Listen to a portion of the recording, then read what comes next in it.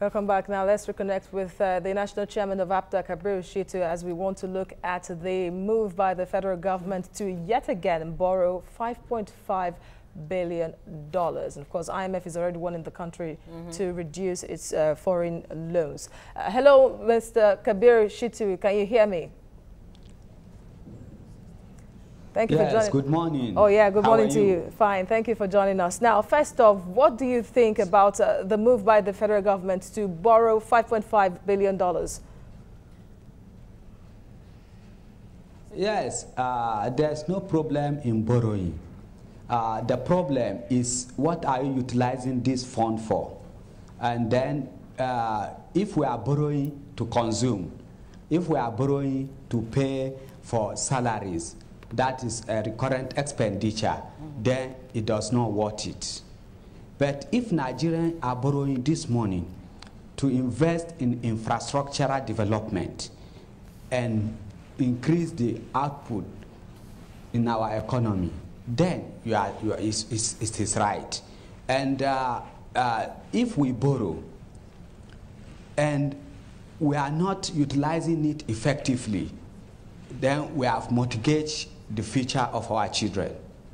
Therefore, borrowing, yes, countries that are even developed countries borrow every month, every day, but they utilize this fund for developmental projects. And that too also Nigerian, because Nigeria has dilapidated infrastructures. We have to now borrow this money. We must borrow to be able to develop our infrastructures. The railways, the industries, the moribund, like the textile industries in Kaduna, like our rail lines and our roads. But what bothers us as a party is that even when you give this fund, you channel this fund towards those developmental projects, corruption has not left us to do that. You find out that in 2016, our budget was about 6.4 trillion.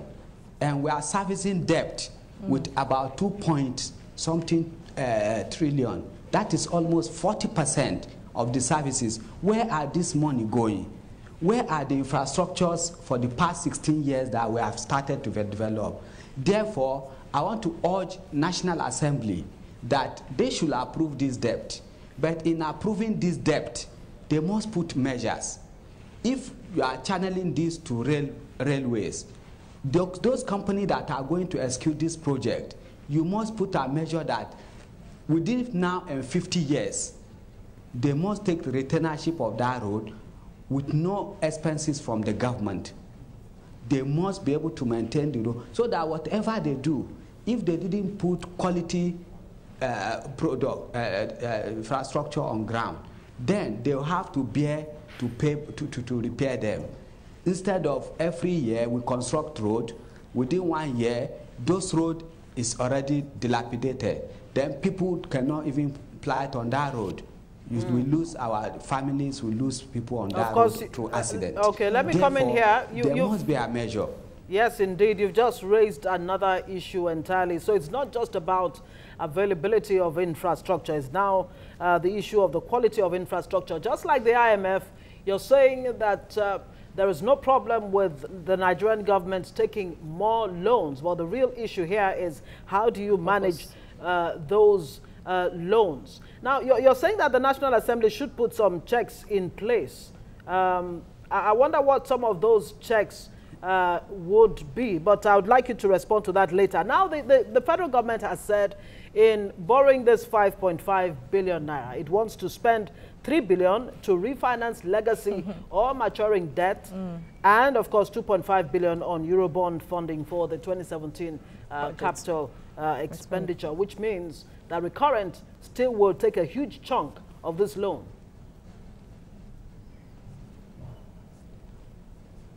For us, I think we frown at that. There is no way you'll be borrowing to finance. We must look inwards to finance our recurrent expenditures. What are these people doing in office? What are they putting that we have to restructure? That is why we are talking of restructuring, even the civil service. There are areas that we are agrarian society. This civil service, what are they putting? What are you paying for? The teachers, what are they doing?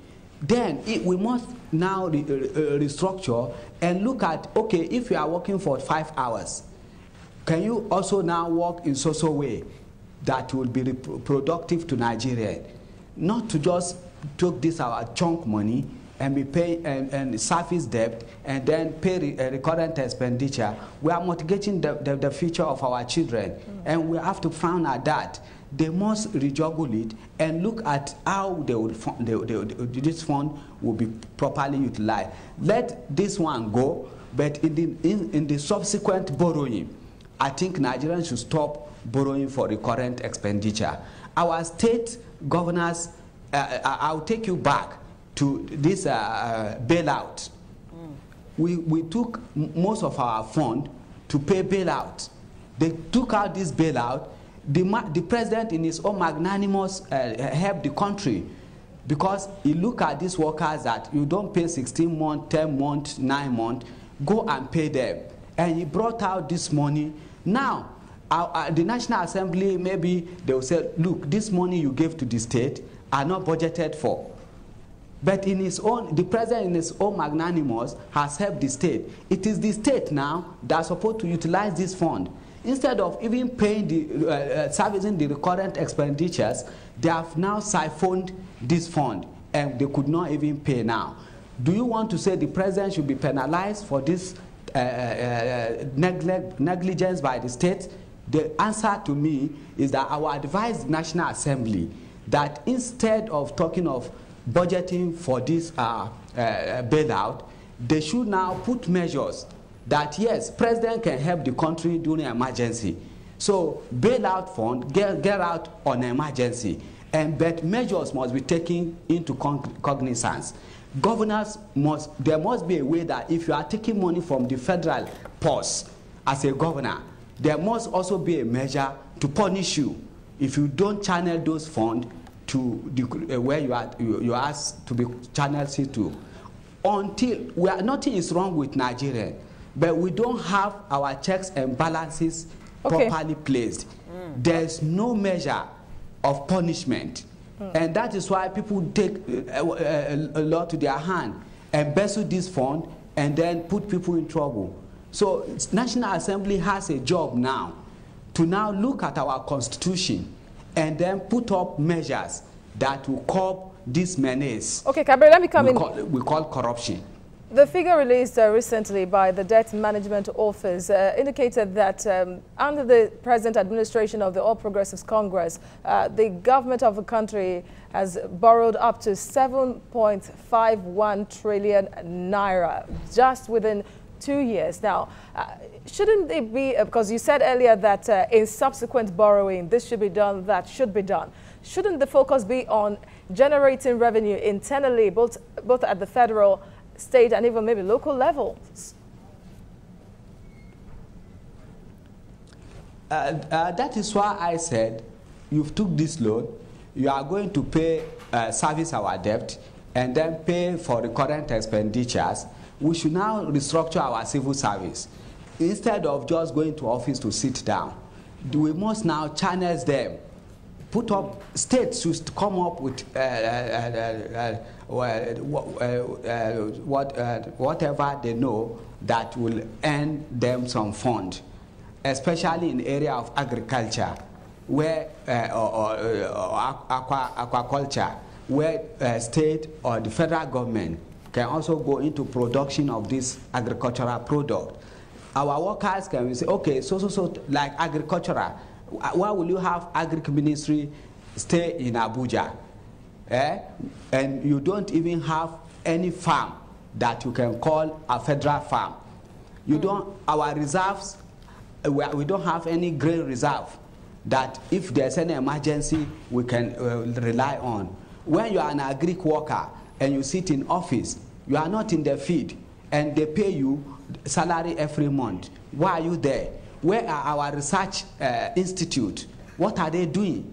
This is why we said they should restructure the civil service entirely and look at health workers. You sit in Abuja or in the cities. What are you doing? In those days, you have dispensary officers that go around. That is no more there. What are you paying those salaries for? That is why people now embezzle those money, because they don't do the work, they sit in the office. We must restructure our civil service in a way that probably if you are in the agric ministry, you must be focused on agricultural farms. We must develop farms in every state. We have National Agricultural Land Development Authority, NALDA. They have land in every state before they proscribe that institution. Now, bring back that institution. Allow agric officers to start developing farms. Any state that's a crop they take advantage of those crops. If you have cocoa, or you have gum arabic, or you have tomato, or this, those states should be like a demonstration farm. Our National Youth Corps, instead of sending them to offices in the city, send them to those farms. Let them go. It will now build them. When they come out after 1 year service, they will go into farming, and they will be making their money. They don't even need to go for white-collar jobs. All right. We must restructure our financial sector. If I may come in here. That's why APDA is calling that we must.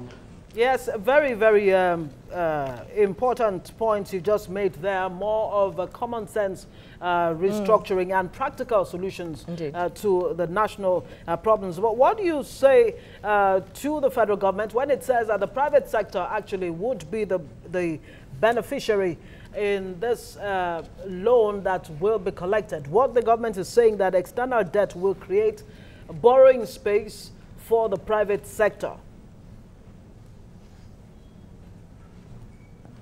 I'm a private sector person. As I'm talking to you, I'm the president of cowpea and beans farmers, processors, and exporters. And I also export cashew. As I'm sitting with you here, tell me how many businessmen have benefited from those loans.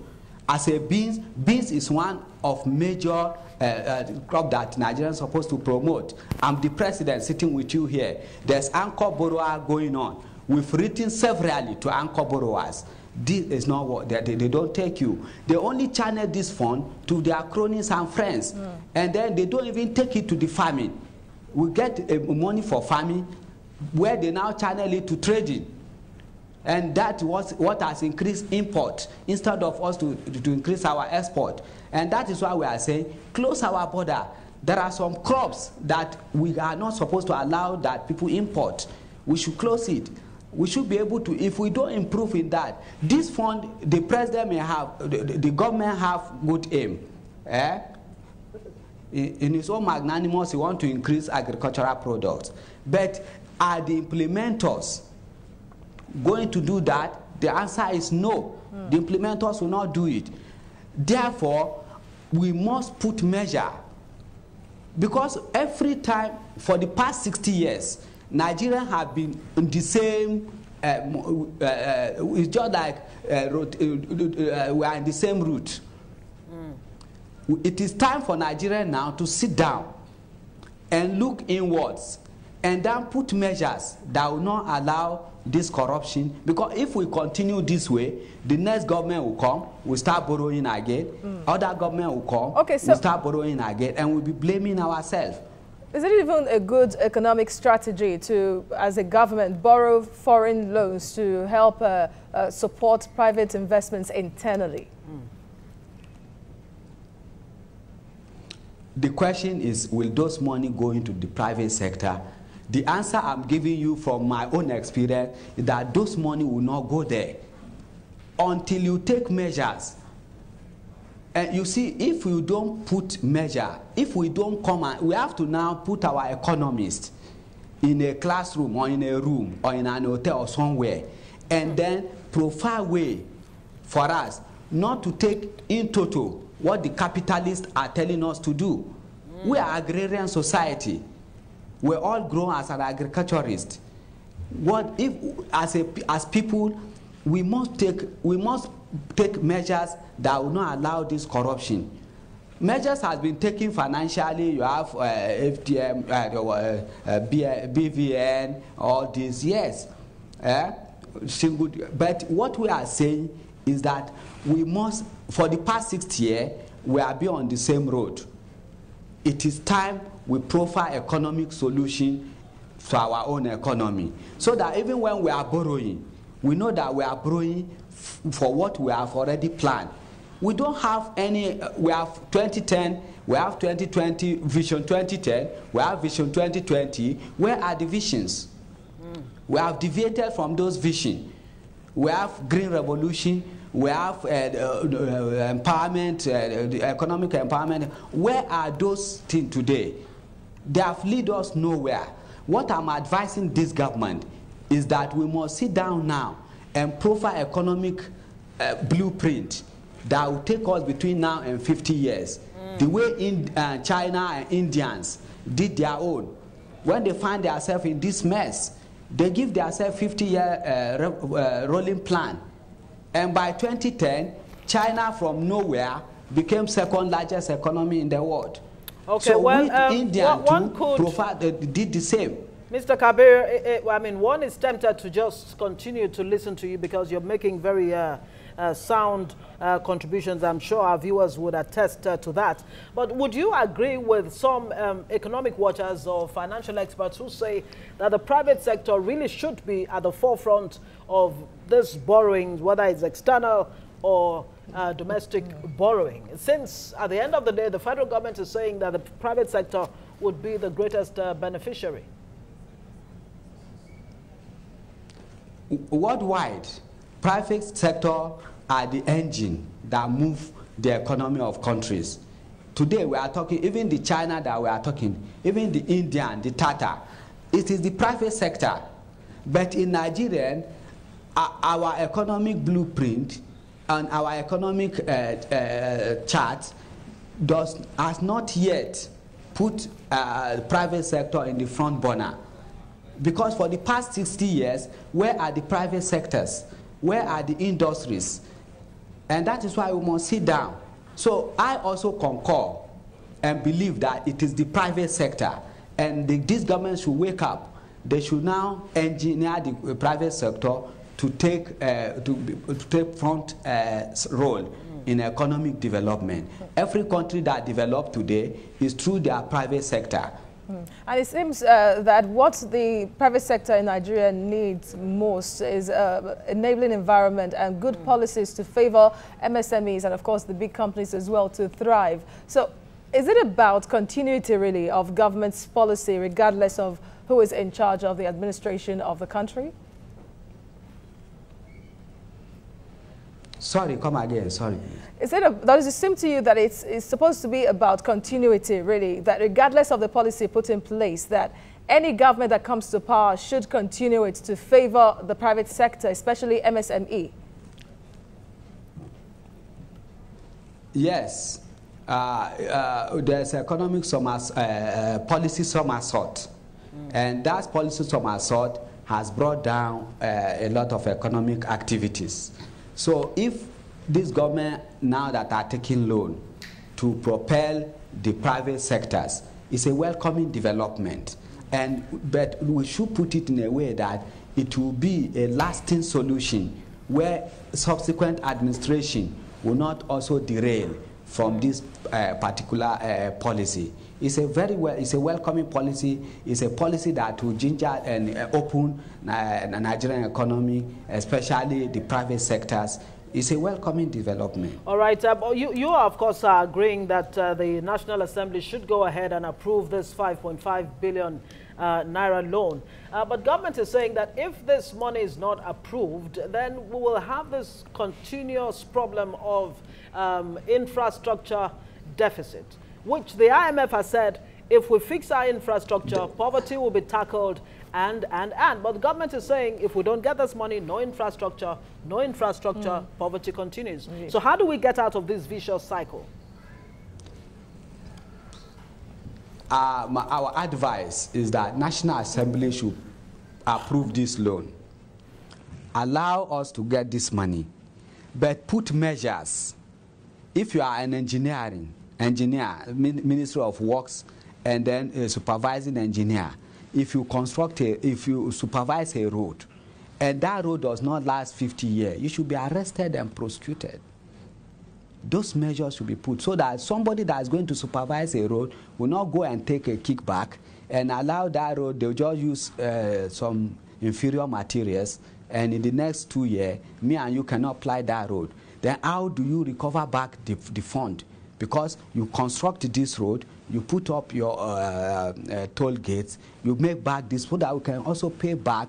The road should be able to pay back the fund. But in a manner that people just take this money, construct the road, within 1 year the road become dilapidated. How do you recover those funds? All right, your point is very well taken. That is why I've been making this emphasis. How do you recover the funds? That's the question. Huge question, and that's where we'll have to leave it this morning.